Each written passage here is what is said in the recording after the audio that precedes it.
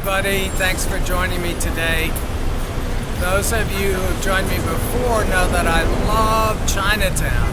So I'm here today to do a little bit of shopping. I want to prepare a wonderful chicken dish that is really, really simple to make. And need just a few ingredients, only a couple of fresh things, a chicken, of course, and some scallions and ginger, and that's about it on the fresh side. But there are a few shelf items, and so I'm shopping in a Chinese supermarket because then that way I can just get all of them at once. You may have some of these on hand already, or if you don't, you probably know where you can get them. But thanks for joining me on this gorgeous afternoon, and let's go inside to Kangman and do a little shopping. Come with me. You may not think of soy sauce as being perishable, but actually it is, and you should store it in the refrigerator too.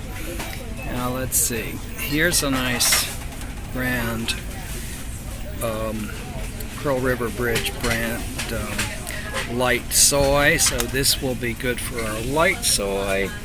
And then we need a dark soy too. Actually, one possibility is to get a mushroom flavored dark soy. So that's one possibility. And I'm going to pick up a bottle of that. And then here's my regular dark soy that I usually get. If you have any question, you just look at the top of it. Actually, I'm not sure this is dark. Hold on a second. Figure it out. Okay. Now, see, here's their light or thin soy. And look at how it coats the top of the bottle when you pour it. That's the best way to tell. So this is my dark one. So here are my soys, and then I got just a few more things I need to get. So since I'm in Chinatown, I'm going to get some Chinese cooking wine, and this is a perfectly good brand right here. And some Chinese cooking wine. I'm just about out of sesame oil, so I'm going to grab a bottle of that. One of our optional ingredients is Chinese brown sugar, which is a candy. Now, this one is very, very dark, and it might be nice, actually, in our chicken marinade, but I'm thinking that I'd better just stick with the one that I know. So this is the more usual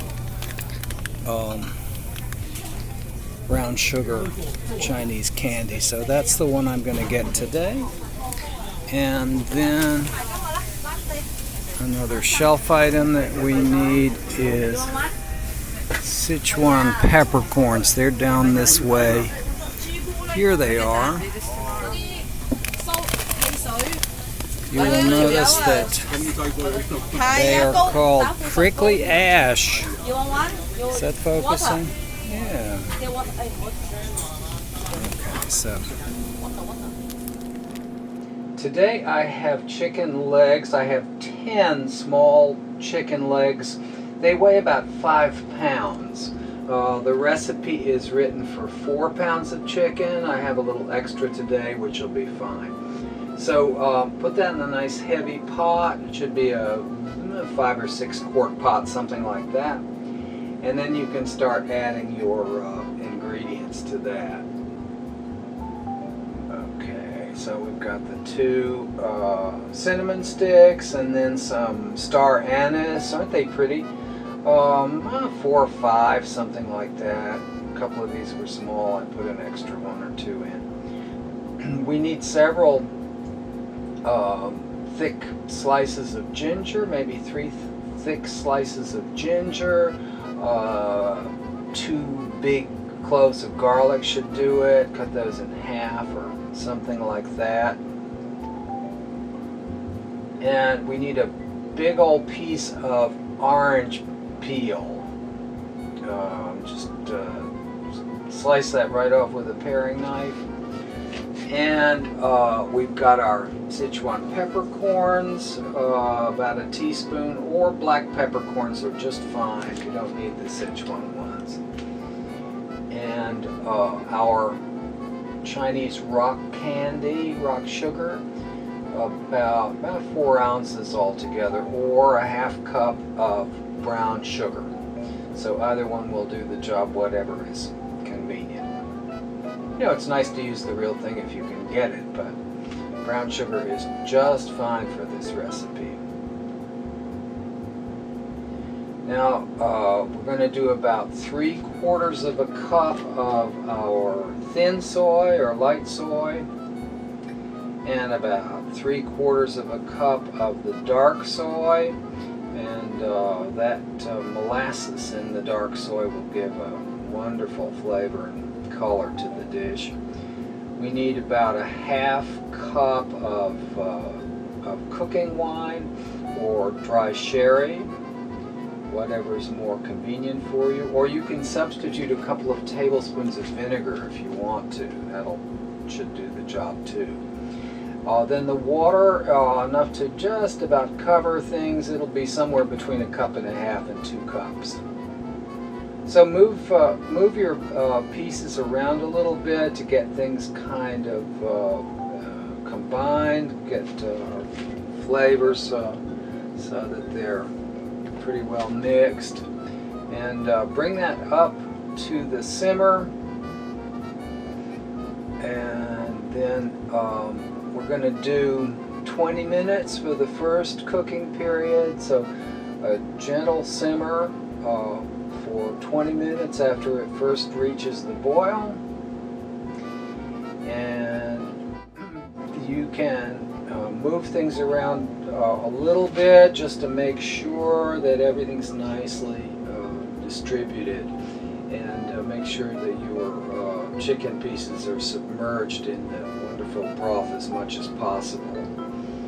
So 20 minutes is the first one.